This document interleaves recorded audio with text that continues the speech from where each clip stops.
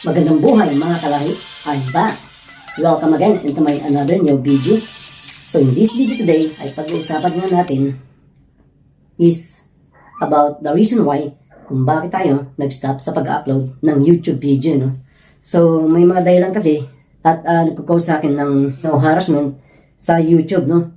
That's the reason why I stopped creating some informative videos, no, na makatulong sa ating mga kalahi dyan sa Pilipinas, lalong-lalo na yung nag-apply papuntang Canada, especially butchers, no.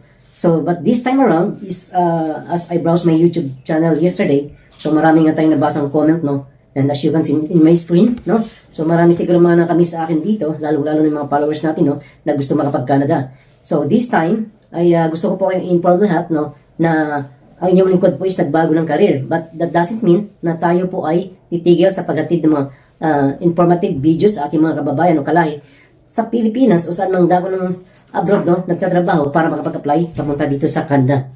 So yun guys, is ini-inform ko kayo na you can follow my Facebook, no, Kamama Hernando Jr. You can see in the screen, ayan po yung original Facebook account ko. I-follow po ninyo yung Kamama Hernando Jr., no.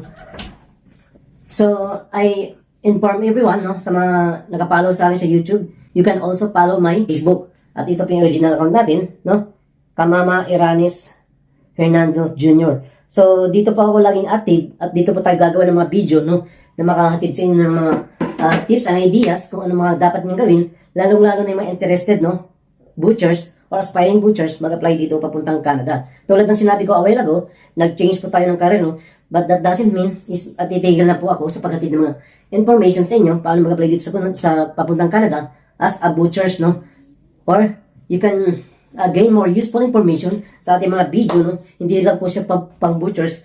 So especially pagdating din po ninyo dito sa Canada, kung gusto niyo po mag-switch ng trabaho, ano mga dapat gawin, and all other useful stuff na makatulong sa inyo to change your career and your life, no, pagdating dito sa Canada, especially yung family niyo, no.